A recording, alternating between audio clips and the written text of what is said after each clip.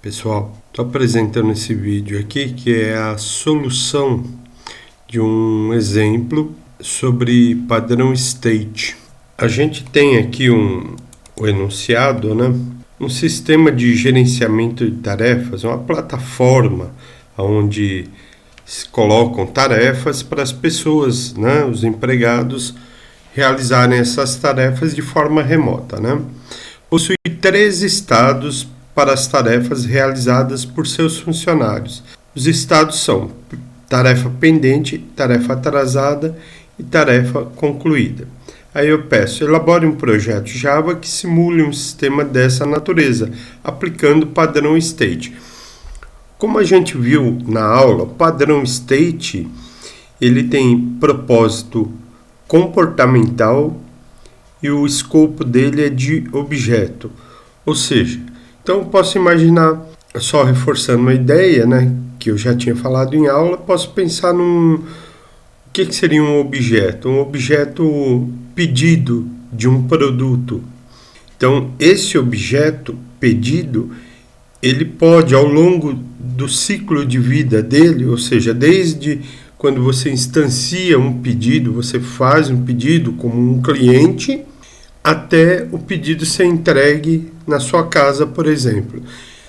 Esse é o ciclo de vida do objeto. Aqui, a tarefa é o objeto.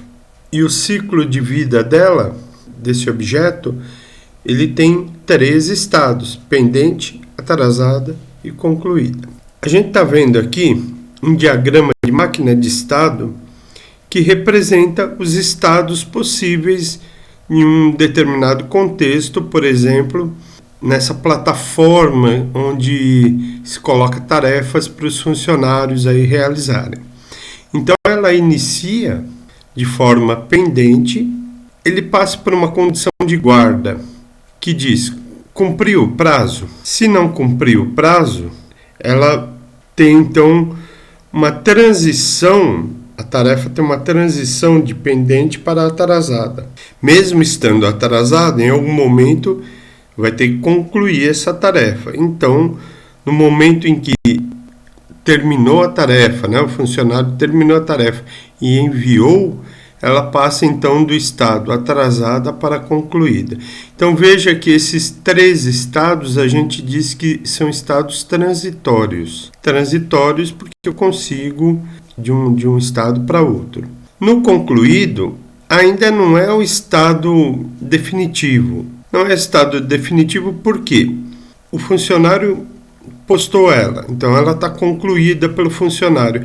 Porém, ela precisa ser validada pelo superior dele. Se for validada, então terminou o ciclo de vida de uma tarefa. Se não, se ela não foi validada, ou seja, se contém algum erro, alguma inconsistência na tarefa realizada pelo funcionário, ela volta para o estado pendente. Então, como eu havia dito na aula, um state ele é próprio para situações onde eu tenho um objeto que assume vários estados ao longo do seu ciclo de vida e conforme ele varia esses estados, ele muda de estado, as regras de negócio podem mudar, podem ser alteradas. E essas regras de negócio podem ser complexas. Então, a ideia é aplicar o state para minimizar essa complexidade lá na classe cliente, na classe principal, deixar a complexidade encapsulada em cada classe que representa um determinado estado. Então é isso que a gente vai fazer no exercício. Então agora a gente passa efetivamente a resolver o exemplo que a gente está explicando. Vou criar aqui um projeto. O nome do projeto vai ser Plataforma Gerenciamento Tarefas. Aqui eu vou colocar 2 pacotes. Pacote padrão, pacote cliente. O pacote cliente vai conter as classes de contexto. As classes que vão utilizar o design pattern, no caso o state, que a gente vai projetar aqui. Nessa classe cliente, então eu vou ter a minha classe tarefa, que é efetivamente o objeto que vai transitar de um estado para outro. E a classe principal. Vou chamar de gerenciador. Já aproveitando, coloco o método main aqui. Agora, a gente precisa lembrar do diagrama padrão do state, que eu mostrei em aula. Vamos recordar aqui. O diagrama é esse daqui. Veja, ele tem uma classe de contexto, ele tem aqui uma classe base, pode ser abstrata, por exemplo, aqui não diz exatamente que é abstrata. No nosso caso vai ser uma interface mesmo. E aqui os concrete state, que são as classes representando os estados. No caso, a gente tem 3 classes no nosso projeto. E aqui a relação entre elas é de herança. No nosso caso, como eu estou usando interface, não será herança, será implementação. Vamos ver como que fica agora, em termos de código, esse diagrama aqui. Então, isso quer dizer que eu preciso, lá no pacote padrão, adicionar uma interface, que eu vou chamar de estados. Essa interface ela vai conter métodos que vão fazer a transição do objeto tarefa de um estado para outro. E vou colocar aqui também as classes pendente, atrasada, concluída. Agora eu já tenho tudo que eu preciso aqui, então vamos escrever detalhes da nossa classe tarefa. Ela vai ter um atributo código, coloquei como string mesmo, outro atributo descrição e um terceiro atributo muito importante para o nosso exemplo aqui, fundamental na verdade, que é o atributo estado. Ele vai ser de que tipo? Tipo estados, porque essa tarefa, como eu falei, né? Essa classe, ela vai ter instâncias e essas instâncias têm aqueles ciclos de vida. Esse atributo assumirá aqueles estados durante o ciclo de vida da tarefa. Aqui eu vou escrever o construtor. Só um detalhe que aqui o parâmetro estado não existe. Por quê? Porque a minha tarefa, como eu havia dito, mostrado lá no diagrama, ela instancia já como pendente. É claro que agora está dando erro, porque a classe pendente ela não é do tipo estado. Veja, eu não consigo fazer um polimorfismo, que é o que eu estou tentando fazer aqui, né? Está dando erro porque eu não dei implementos lá na classe pendente. Vou fazer isso logo mais. E aqui, fazendo uma outra parte da nossa classe tarefa, os métodos getSet. Depois a gente tem que voltar aqui e ajustar uma série de coisinhas que vão faltando pelo caminho. E aí a gente vai ajeitando, como esse erro aqui. Na verdade, aqui eu tenho que passar um parâmetro diz. Depois eu explico o que é esse diz nessa situação aqui. Agora, a gente passa a escrever o nosso design pattern state. Interface status. Na interface status, eu vou ter métodos públicos, public void, atrasar, concluir e pender. Seria o infinitivo aí, né? Mas como eu acho meio esquisitinho nessa palavra, eu vou colocar pendente. Pronto. Então eu tenho os 3 métodos que vão fazer a transição do objeto tarefa ao longo do ciclo de vida. Agora a gente vai escrever lá as nossas classes pendente, concluída e atrasada. Primeira coisa aqui é implementes estados. Por quê? De novo, pendente, atrasada e concluída são classes que representam os estados. Como a gente viu no diagrama formal do design pattern state, eu tenho uma classe lá state, no nosso caso aqui é a interface, e pendente, concluída e atrasada vão implementar esses caras. É isso que a gente está fazendo aqui. Então, Vou implementar todos os métodos abstratos, como aparece aqui. Só que antes de fazer isso aqui, vamos colocar alguns atributos aqui. Eu coloquei um atributo rótulo, que vai ser o seguinte. Só para a gente observar, durante a execução, que ele passou de um estado para outro. Tá? Então vai ser uma marca ali, só para a gente imprimir, para visualizar bem a mudança de um estado para outro. Vou precisar também de um atributo tarefa, porque as tarefas vão passar por esses estados. Então agora eu vou escrever o construtor. O construtor vai ter esse parâmetro tarefa e nada mais.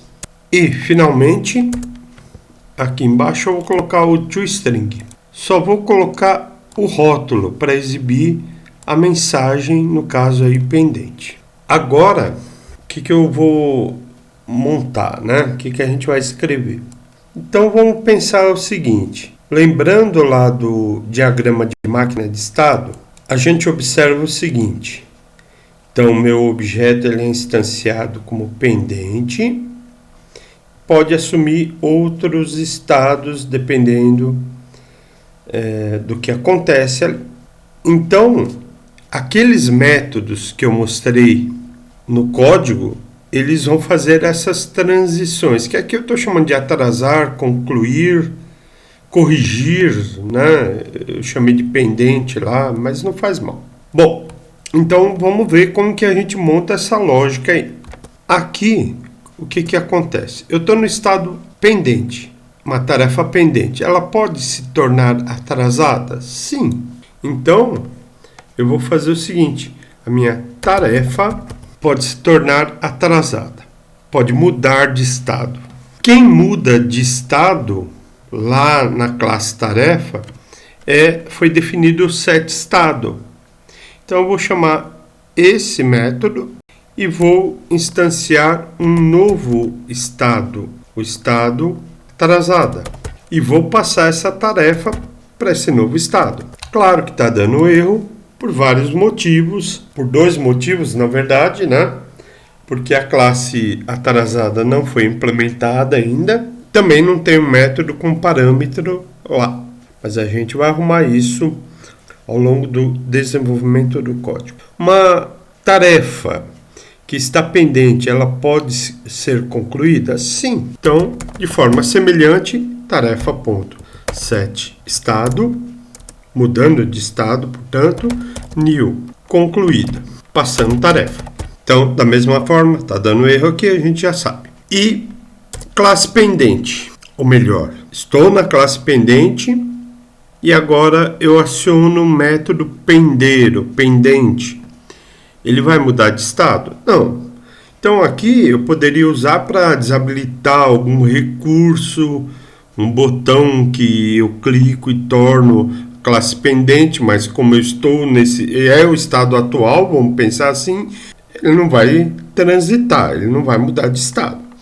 Então aqui só como ilustração eu vou exibir uma mensagem. Já está pendente. Agora vamos para as outras classes. Só que antes eu quero explicar um negócio aqui da classe tarefa. O que acontece? O dis, ele representa o objeto da classe que ele está. No caso, o objeto da classe tarefa. Então eu estou passando o objeto da classe tarefa, que eu instancio lá na classe principal. Quando eu instancio, eu estou invocando o construtor. Então aqui, por sua vez, eu instancio a classe pendente e passo o objeto para aquela classe. Ainda está dando erro aqui porque eu só importei a interface. Eu vou colocar asterisco aqui, que assim eu importo tudo que tem lá no pacote padrão. Então é isso. Agora vamos lá para a classe atrasada e concluída. Da mesma forma, classe atrasada, implemento, estados e vou fazer a mesma coisa. Atributo rótulo, atributo tarefa. Você já viu por quê? Eu preciso do atributo tarefa, preciso importá-lo. Pronto, agora eu vou escrever o construtor. E agora eu uso a mesma lógica para escrever a lógica dos métodos. Eu estou na classe atrasada. A minha tarefa está atrasada. Se eu usar o método atrasar, eu não vou fazer absolutamente nada em termos de transição de estado. Como eu falei, pode servir para desativar algum recurso que aqui não faria sentido, ou ativar alguma regra de negócio. Seria, por exemplo, a tarefa está no estado atrasada. Então, lança uma notificação para o funcionário, um alerta, não dá a pontuação para o bônus que ele vai ter no final do ano, enfim, sei lá, alguma regra de negócio. Aqui a gente vai colocar uma mensagem apenas para ilustrar. Tarefa está atrasada. Ela pode ser concluída? Com certeza. Então, tarefa, ponto. Quem muda o estado? Set estado. New, concluída, pronto. Passando tarefa. E finalmente, a classe está atrasada. Ela pode se tornar pendente? Não. De atrasada, ela não pode ir diretamente para pendente. Então, colocar uma mensagem apenas aqui dizendo que ela já está atrasada. Não tem como voltar a ser pendente.